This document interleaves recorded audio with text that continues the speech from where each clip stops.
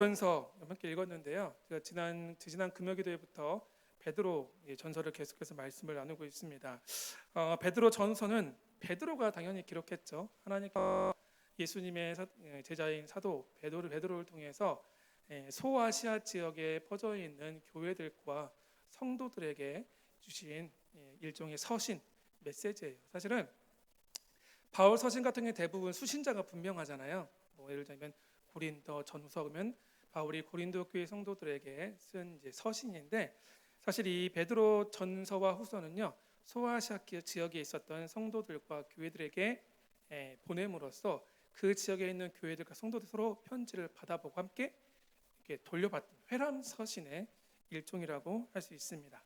그런데 베드로가 이 소아시아 교회와 성도들에게 이 서신을 두 편을 보낼 때 사실 교회와 성도들의 형편이 그렇게 좋지는 않았습니다. 이유가 뭐냐면 이 즈음에 로마 제국이 대대적으로 기독교를 박해하기 시작했고, 그 박해가 상당히 극해에 달해 있을 때가 바로 이 시기였습니다.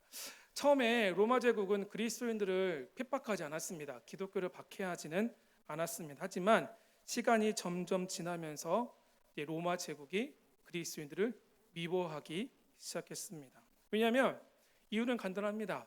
그리스도인들의 삶이 자신들의 삶과 너무나 다르다는 거죠. 그리스도인들은 로마인들이 즐겨하고 좋아하고 재미있다고 여겼던 그런 생활들을 즐기지 않았습니다. 술과 파티도 즐기지 않았고요. 그리스도인들은 로마 시민들과 달리 구별된 삶을 철저히 살았다는 사실입니다. 지금도 이제 많은 프로 스포츠들이 있죠. 프로 야구와 축구, 농구 등등 많은 사람들이 이런 프로 스포츠들을 많이 즐기고 많이 거기에 동참하기도 합니다. 그런데 동일하게 당시에 로마 제국 사람들에게 있어서 가장 즐겁고 흥미로운 오락거리가 무엇이냐면 바로 원형 경기장에서 벌어지는 경기였어요. 원형 경기장 안에 모여서 로마 사람들은 동물과 사람의 싸움을 죽이거나 아니면 검도사들을 불러다가 서로 죽이는 이런 싸움들을 통해서 보고 즐겁고 그들의 오락을 즐겼다는 거죠. 하지만 그리스도인들은 그러한 것들을 죄로 여겼습니다. 그러니 당연히 그것들을 즐거워하지 않았겠죠. 오히려 성도들은 그런 것들을 즐기기보다는 오히려 주의 이름으로 함께 모여서 예배하기를 기뻐했고, 함께 모여서 주님께서 명하신 성만찬을 함께 먹고 나누며 예수님과 살과 피를 나누며 예수님을 기념하는 일에 더 마음을 쏟았다는 사실입니다. 그런데 이렇게 좀 자신들과 다른 삶을 살았던 그리스도인의 삶에 대해서 처음에 로마 사람들이 별로 관심이 없었습니다. 그런데 그들의 그런 삶이 사람들의 입에 하나하나 오르내기 시작하더니 점점 소문에 소문이 더해져서 이제 그들의 삶에 대한 왜곡들이 나타나기 시작했습니다. 어떻게 하겠냐면 로마인들은 예수 믿는 사람들이 그리스도인들은 자기들끼리 모여서 사람의 살을 먹고 사람의 피를 마신다라는 그런 괴 소문이 돌기 시작했습니다. 그러자 로마 제국의 로마 시민들은 그 말을 소문을 믿기 시작했고 이제 기독교를 점점 핍박하기 시작합니다. 그런데 로마 역사를 보게 되면 그 기독교를 가장 많이 핍박했던 10명의 황제가 있는데 그 중에서 가장 악랄하고 강하게 핍박했던 황제가 바로 네로 황제였습니다. 이 네로는 얼마나 악독한 사람이었냐면 자신의 형제들을 다 죽였고 뿐만 아니라 어머니와 아내를 죽이고 스승까지 죽일 정도로 아주 잔인한 사람이었어요. 그런데 네로가 로마의 황제로 있을 당시에 로마에 아주 큰 불이 났습니다. 대화재가 났어요. 그런데 사람들이 과연 이 방화범이 누구냐라고 이야기할 때 많은 사람들은 네로를 사실 의심했어요. 하지만 신기하게도 그 큰 불이 예수 믿는 그리스도인들이 사는 곳에는 방화가 일어나지 않았습니다. 그러자 네로는 이것을 빌미로 삼아 뿐만 아니라 평소에 그리스도인도 어떻게 이야기했냐면 이 땅이 불심판으로 멸망할 것이라는 이야기를 자주 했었거든요. 결국 이러한 핑계를 삼아 네로는 그리스도인들을 방화범으로 이제 지목하고 그들을 핍박하기 시작합니다. 점점 기독교에 대한 핍박이 커지자 성도들은 믿음 때문에 순교를 당하기도 하고, 또 이 박해를 피해서 신앙을 지키기 위해서, 믿음을 지키기 위해서 로마에 있는 기독교인들은 지하 감옥인 카타콤으로 들어가기 시작했습니다. 원래 이 카타콤은 로마 사람들이 사용했던 지하 무덤이었어요. 로마는 지형 특성상 지하를 가보게 되면 어떤 칼이나 톱으로, 간단한 톱으로 이 땅을 쉽게 팔 수 있는 그런 지질학적인 구조를 가지고 있었습니다. 그래서 로마인들은 그 땅에다 굴을 만들고 공간을 만들어서 시체를 매장했었어요. 그것이 바로 카타콤이었어요. 그런데 성도들은 신앙을 지키기 위해서, 믿음을 지키기 위해서 바로 그 지하 무덤인 카타콤에 들어갔다는 사실이죠. 어떤 곳은 깊이가 5층 깊이보다 더 깊은 곳도 있었고, 심지어 그 길이가 20km가 넘는 곳도 있었다고 합니다. 그래서 잘못 들어가게 되면 전혀 나올 수 없는 곳이었다는 거죠. 그렇기 때문에 기독교인들이 그 속으로 숨어 들어갔을 때 로마 군인들 역시 함부로 기독교인들을 잡으러 들어올 수가 없었어요. 바로 이러한 장소에서 바로 그리스도인들은 박해를 피해서 여기에서 자리 잡으며 함께 모여서 예배하고 교제하며 끝까지 신앙을 지켜갔다는 거죠. 그래서 종종 이 카타콤은 그 당시 그리스도인들에게 그곳이 삶의 현장이고 곧 집이었고, 또 하나님을 예배하는 현장인 동시에 그들의 무덤이기도 했습니다. 왜냐하면 도저히 밖에서 계속해서 음식을 공급해주지 않으면 더 이상 먹을 것을 구할 수 없는 곳이었거든요. 그러면 결국 그들은 그 카타콤에서 거기서 살면서 하나님을 예배하고 공동체를 이루고, 또 그곳이 그들의 영원한 안식처가 되기도 했다는 거죠. 이러한 삶을 살았지만 초기 기독교인들은 오히려 내가 예수님 때문에 고난당하는 것을 당연히 여겼고 기쁨으로 여기며 그들의 신앙과 믿음을 철저히 지켜갔습니다. 바로 이러한 상황에 처해 있는 교회를 향해 베드로 전후서에 이 두 편의 서신을 보내서 그들을 위로하고 격려합니다. 우리를 구원하신 예수 그리스도, 그분께 소망을 두고 그분을 바라보며 이 어려운 시간들을 조금만 견뎌보자는 거죠. 우리가 이 땅에 소망을 품지 말고 영원한 저 천국 하나님 나라를 우리가 마음에 품고 우리의 믿음을 지켜보자라고 베드로는 성도들을 향해 격려하고 위로하고 있다는 거죠. 그래서 어떠한 사람들은 이야기하기를 우리가 빌립보서를 기쁨의 서신이라고 부르듯이 이 베드로 전후서는 뭐라고 부르냐면 위로의 서신, 격려의 서신이라고 부르기도 합니다. 혹시 우리 가운데 인생의 문제로 여러 가지 고난과 어려움과 어떤 시험과 어려움 당하는 성도들이 있다면 다른 성경도 중요하겠지만 베드로 전후서를 깊이 묵상하고 한번 이것들을 내 삶에 붙잡고 기도하는 그런 노력들이 있었으면 좋겠습니다. 그럴 때 하나님께서 이 말씀을 통해서 다시 우리를 위로하시고 격려하시고 우리를 이렇게 세우시는 그늘을 경험할 수 있다는 사실입니다. 요즘의 형편들을 참 천천히 살펴보게 되면 우리가 하루하루를 살아가고 있는데 우리가 살아가는 지금 요즘 이 시대도 사실 초대교회 성도들과 크게 다르지 않는 삶을 사는 것 같습니다. 물론 그 당시와 같은 큰 핍박과 박해는 없지만 그래도 그 못지않게 요즘에 예수 믿고 우리 믿음을 지켜가는 것, 그것이 결코 쉽지는 않다는 거죠. 요즘에 어디 가서 선뜻 내가 예수 믿습니다라고 얘기하기가 참 민망할 때가 있다는 거죠. 특히나 최근 들어 코로나19가 수도권 지역을 중심으로 확진자가 점점 늘어나고 있습니다. 그 중심이 클럽에서 시작됐다가 물류센터로 갔다가 학원 갔다가 학원으로 다녔다가 교회로 옮겨지는 모양새가 있다는 거죠. 그래서 점점 매스컴에서 이런 교회 관련 확진자들이 하나둘씩 나온다는 소리를 접할 때마다 마음이 참 어렵고 불편해지는 것이 사실입니다. 가까운 지역에 있는 안양과 군포 지역의 작은 교회 목사님들을 통해서 또는 선교단체의 작은 소그룹 모임을 통해서 코로나 확진자들이 늘어났다는 소식을 접할 때마다 참 마음이 어려워지더라고요. 어쩌다 그랬을까? 좀 조심했으면 좋았을 텐데. 안 그래도 복음 때문에 참 수고하고 참 힘들게 맡겨진 사명들을 잘 감당하고 있는 분들인데 이번 일 혹시나 여론의 문매를 맞으면서 참 마음에 상하진 않을까라는 그런 생각들을 품게 된다는 거죠. 그리고 이번 일로 점점 기독교와 교회에 대한 여론들이 안 좋아지는 걸 볼 때마다 이게 코로나19 확진이 신천지에 시작했다가 혹시나 교회로 끝나는 것이 아닌지, 뿐만 아니라 이 사건을 통해서 혹시 전도의 문이 더 막히는 것이 아닐까라는 그런 조바심과 우려도 생긴다는 사실입니다. 이런 상황들을 생각해 보면 우리 역시 초대교회 성도들과 같은, 물론 그것과는 비교할 바 보지 못하지만 우리도 적지 않은 비난과 공격을 받으며 신앙을 지켜가고 있다는 거죠. 코로나19 때문에 제대로 마음 편하게 교회 나와서 마음껏 예배하기도 힘들고 정말 마스크를 벗고 마음껏 춤추며 하나님을 크게 찬양하고 싶지만 그렇기도 어렵고, 또 소그룹을 통해서 함께 모여서 교제하고 서로 울며 기도하며 서로 하나 되고, 또 훈련을 통해서 더 주님을 깊이 알아가고 싶은데 그러한 것들을 지금 할 수 없다는 현실에 너무나 마음이 아프다는 사실입니다.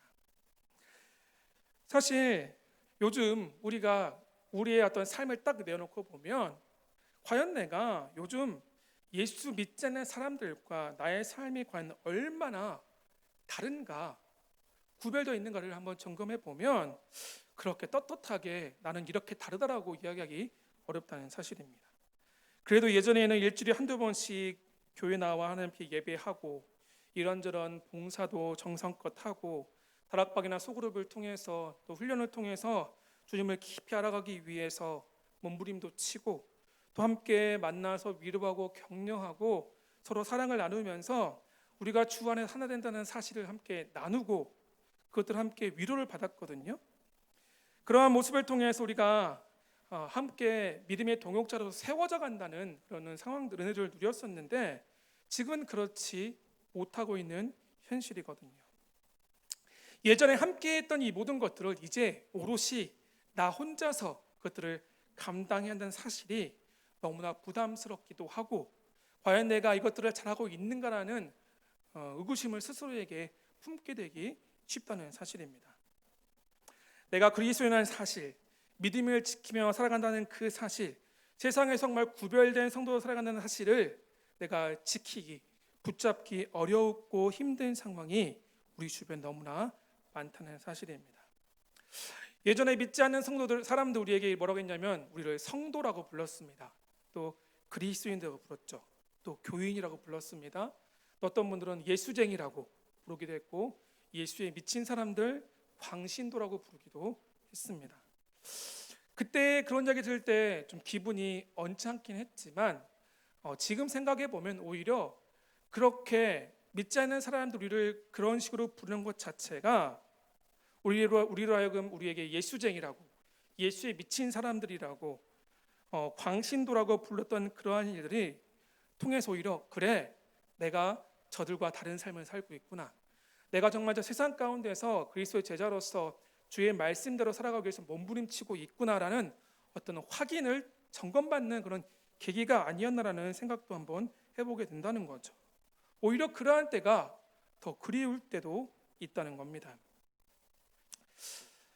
우리는 지금 이 자리에 모였습니다. 이유가 무엇입니까? 우리를 그리스도 안에서 부르신 이가 바로 하나님이시기 때문입니다. 우리는 하나님의 은혜를 이미 받았고 그것을 맛보아 누렸고 그리스도께 속한 자, 그리스도의 소유가 되었다는 사실입니다. 우리는 우리가 이런저런 상황 때문에 과연 나의 어떤 믿음과 신앙의 모습들에 대한 물음표가 될 수 있지만, 그러나 중요한 것은 무엇이냐면 우리는 이미 그 은혜를 받았고 누렸고 맛보았다는 사실을 기억했으면 좋겠습니다. 바로 베드로는 베드로전서 1장에서 이렇게 하루하루 힘들게 살아가는 초대교회 성도들에게 이렇게 이야기합니다. 우리가 마치 이 땅의 삶이 다인 것처럼, 이 땅의 삶이 영원한 것처럼 이 땅만 바라보지 말자라고 이야기합니다. 우리가 이 땅에서 살아가는 건 사실이지만 이 땅의 삶은 잠시 왔다 가는 그저 나그네와 같은 삶이 아니겠니? 그리고 인생 살다 보면 여러 가지 시험도 당할 수 있고 어려움도 당할 수 있지만 오히려 그것들을, 고난들을 기쁨으로 받아들이자라고 이야기합니다. 왜냐하면 우리의 참된 소망이 저 하나님 나라에 있고, 그러한 고난을 통해서 마치 금이 불 속에서 더욱더 단련되듯이 우리의 믿음과 신앙 역시 이 땅에서 하는 고난을 통해서 더 성숙해지고 더 주님을 닮아가게 될 것이기 때문에 우리가 그것들을 견뎌보자라고 베드로는 지금 성도들에게 1장에서 권면하고 있다는 거죠. 그러면서 우리의 진실한 믿음의 주체가 되신 그 예수 그리스도, 우리의 산 소망이시고 생명이 되신 예수님을 품고 그분을 바라보자라고 베드로가 1장에서 성도들에게 권면합니다. 그러면서 베드로는 이제 이런 성도들에게 그렇다면 우리가 예수님을 더욱더 마음에 품고 그다음에 그분을 바라보며 살아갈 때 어떻게 살아야 하느냐? 라는 그 질문에 대해서 1장 말미에서 성도들에게 먼저 믿음의 허리를 동이고 삶에 근신하고 하나님 우리에게 주실 은혜를 바라보자라고 이야기합니다. 결국 베드로는 이러한 방법을 통해서 고난과 슬픔과 역경 가운데 있는 성도들을 위로하고 그들이 어떠한 존재인지를 다시 한번 확인시켜주고 있다는 사실입니다. 그러면서 1장 후반부에 그렇다면 우리가 마음의 허리를 동이고 근신하며 우리에게 주실 은혜를 바라보는 그것들을 준비하기 위해서 1장 결론이 이렇게 말합니다. 우리의 삶에 거룩을 회복하고 거룩을 품고 거룩을 살아가라고 권면하고 있다는 거죠. 이렇게 1장에서 베드로는 거룩한 삶에 대해서 성도들에게 다시 한번 도전한 다음에 이제 2장에서는 그렇다면 무엇이 어떻게 사는 것이 우리 가운데 거룩인지를 설명해 주고 있습니다. 2장 1절부터 3절의 말씀을 같이 한번 우리 읽어볼게요. 2장 1절부터 3절까지 함께 읽겠습니다. 그러므로 모든 악독과 모든 기만과 외식과 시기와 모든 비방하는 말을 버리고 갓난아기들 같이 순전하고 신령한 젖을 사모하라. 이는 그로 말미암아 너희로 구원에 이르도록 자라나게 하려 함이라. 너희가 주의 인자하심을 맛보았으면 그리하라. 아멘. 먼저 2장 1절부터 3절의 말씀을 통해서 베드로는요 성도들에게 뭐라고 권면하냐면 하나님의 은혜로 거듭난 성도가 거룩한 삶을 살기 위해서 먼저 이전에 살던 삶과 철저하게 단절하라고 말씀하죠.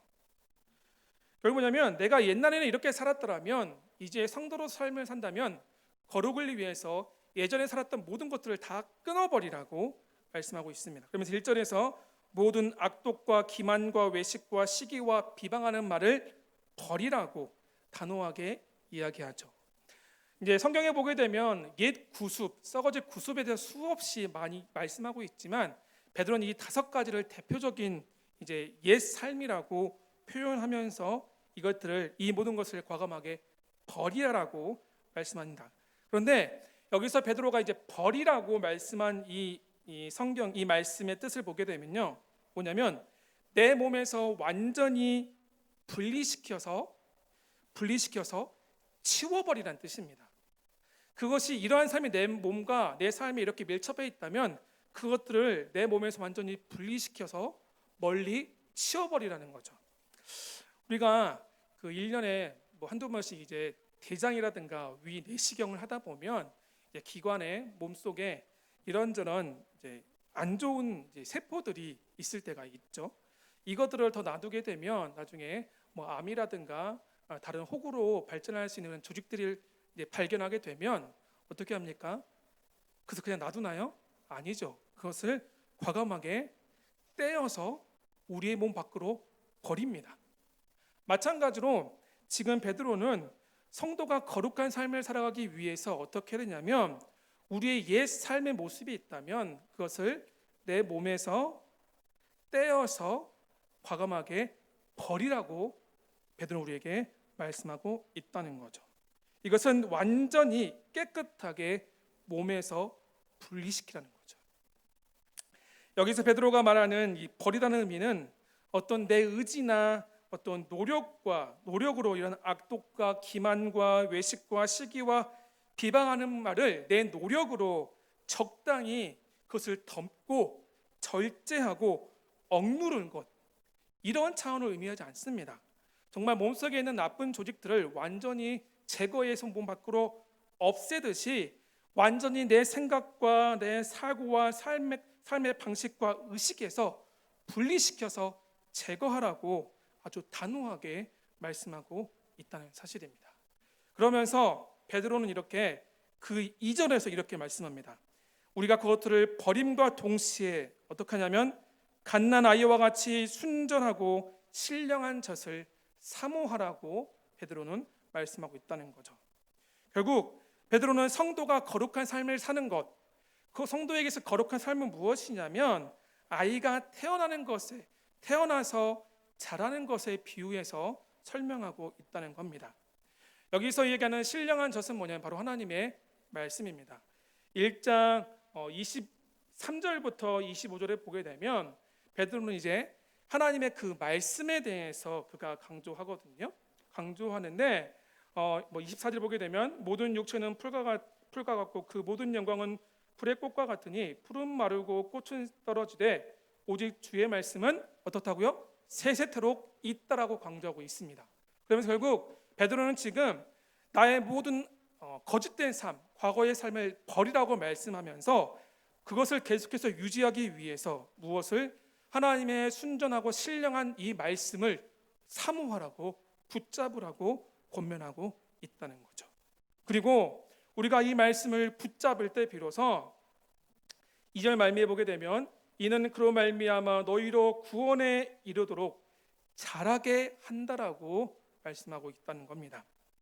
결국 우리가 신령한 젖 하나님의 말씀을 더욱더 사모하고 그것을 바라봐야 한다는 사실입니다.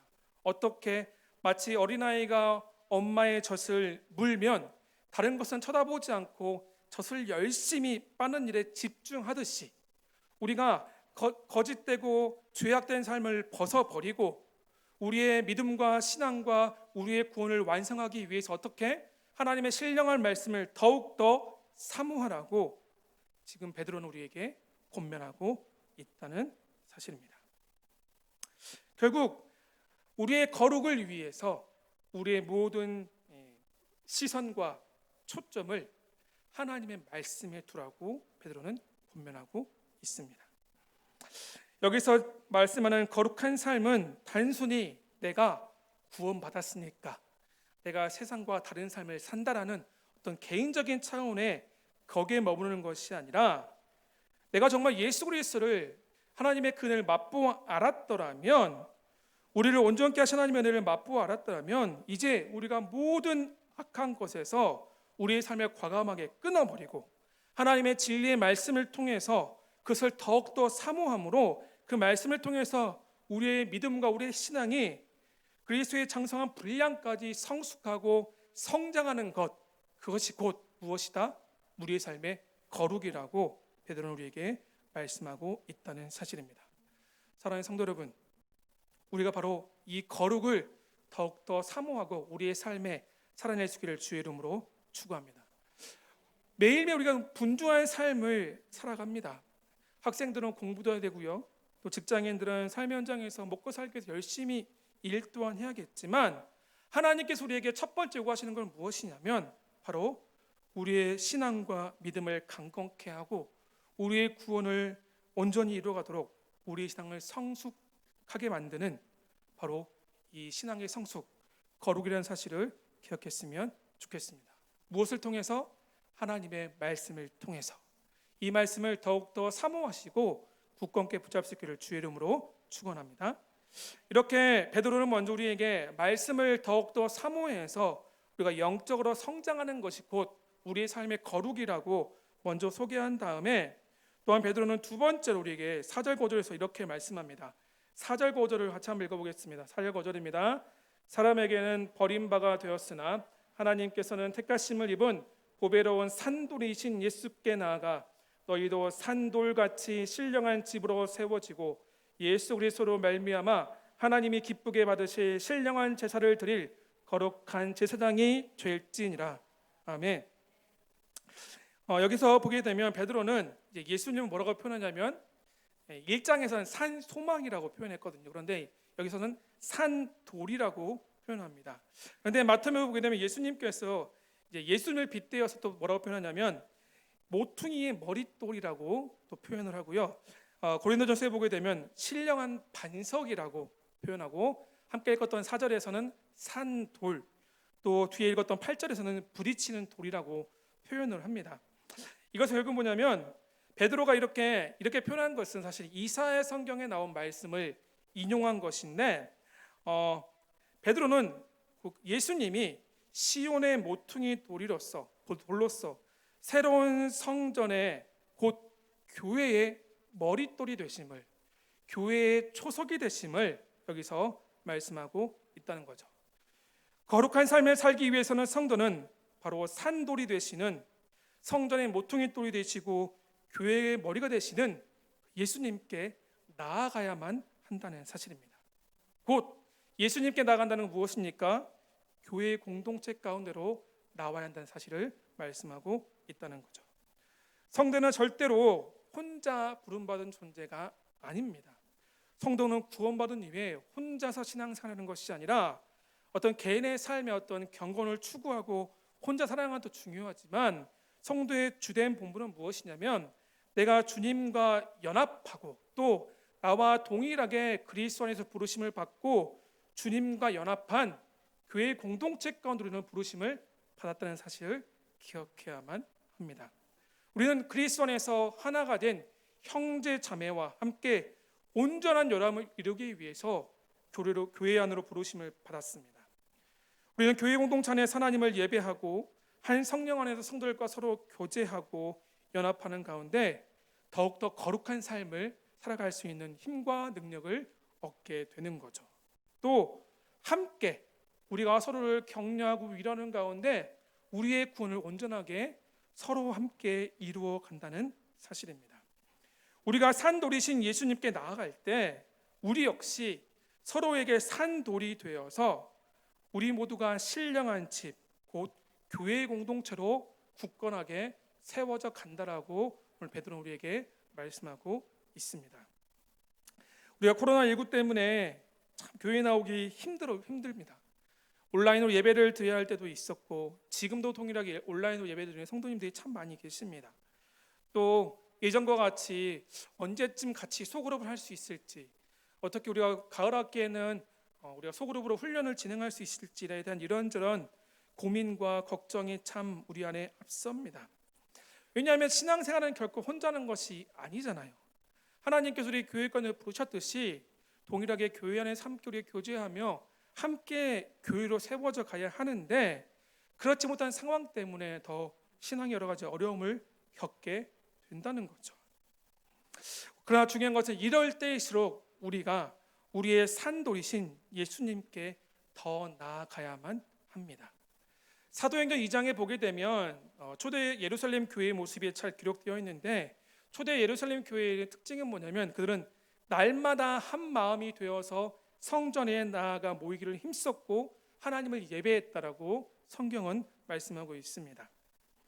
결국 모든 성도가 하나님을 예배하는 자리, 하나님을 알아가는 자리, 기도의 자리, 말씀의 자리를 기억하고 그 자리를 더욱더 사모하고 나아갔다는 거죠. 이러한 초대교회의 그 태도에 대해서 성경은 예루살렘 교회는 모이기를 힘썼다라고 표현했는데, 모이기를 힘썼다는 것은 어떤 의미냐면 이런 뜻이에요. 그곳에 머물렀다, 그것에 마음을 두고 충성되이 했다, 굳게 계속적으로 그것을 행했다는 뜻이라는 겁니다. 결국 예루살렘 교회 성도들은 은혜의 자리가 어디 있는 것을 기억하고 그것을 사모하고 그곳에 머무르기 위해서 부단히 애쓰고 그 자리를 지켰다는 사실입니다. 또한 그 자리에 나아가기 위해서 부단히 애를 썼다고 말씀하고 있습니다. 저는 개인적으로 이 사도행전 2장에 나와 있는 예루살렘 교회의 모습을 볼 때 우리 성남제일교회 모습을 참 이렇게 많이 떠오르게 됩니다. 우리 교회에서 함께 예배하고 사역하면서 지난 9년 동안 많은 모습들을 봤잖아요.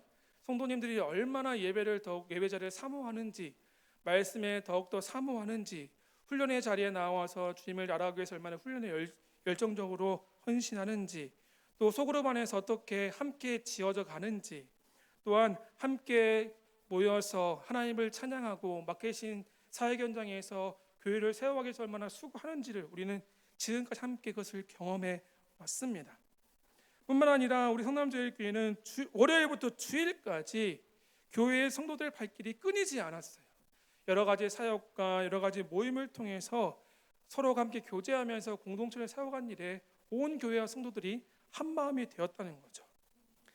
비록 올해는 이 코로나19 때문에 전반기에는 함께 모이기 어려운 제약이 있었지만 우리가 이러할 때일수록 하나님께 나아가는 것이 어려울 때일수록 우리의 그 마음과 열정만은 놓쳐서는 안 된다는 사실입니다.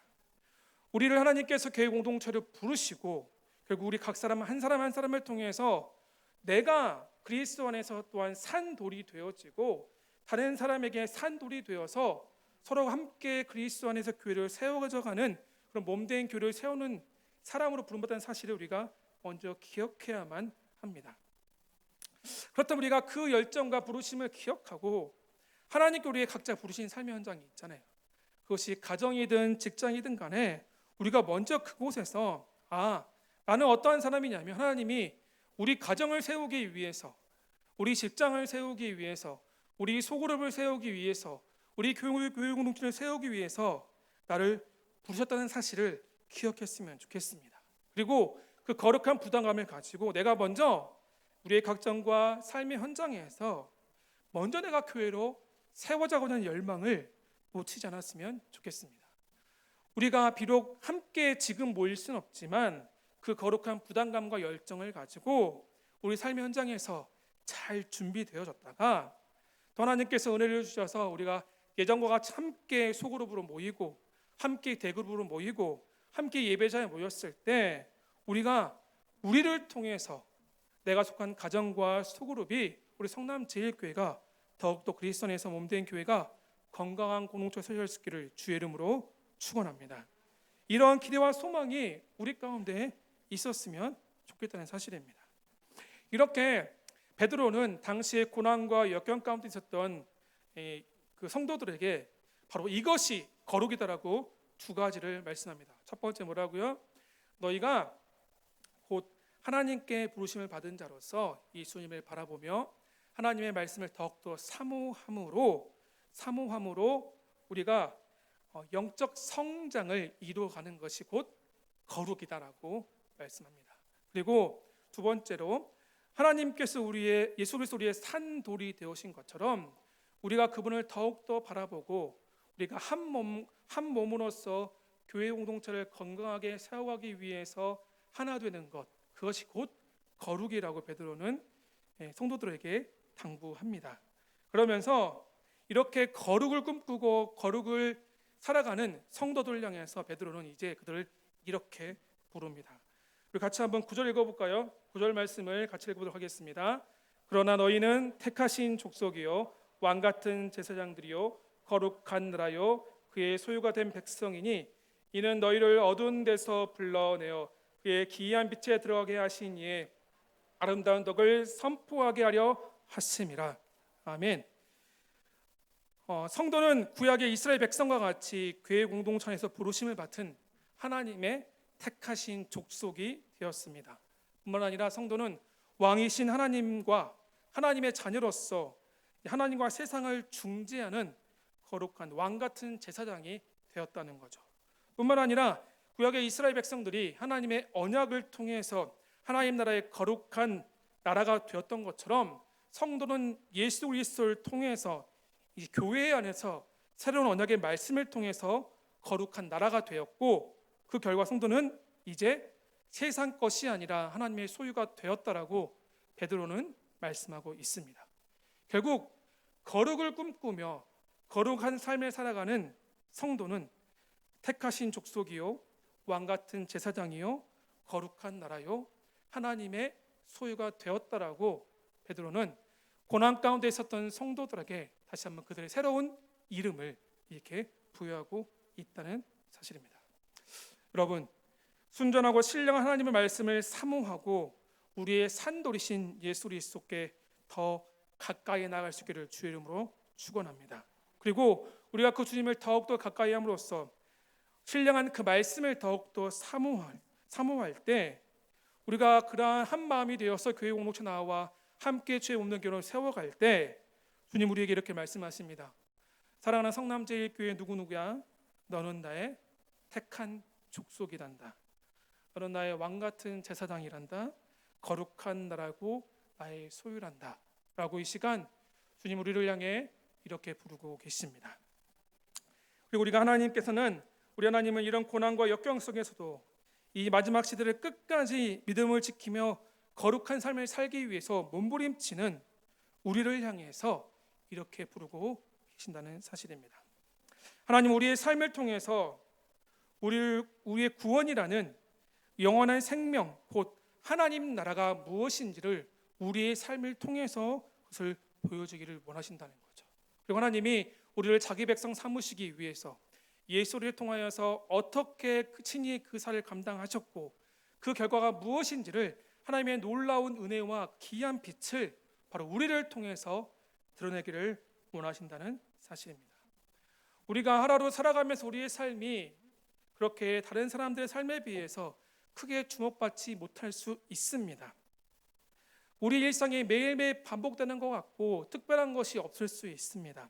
하지만 우리가 이러한 열망을 가지고 우리의 삶에 거룩을 꿈꾸고 거룩을 살아낼 때 하나님께서는 바로 우리의 작은 삶을 통해서 하나님의 뜻을 이루고 이 땅 가운데 하나님 나라를 온전히 이루어 가심을 믿으시기를 바랍니다.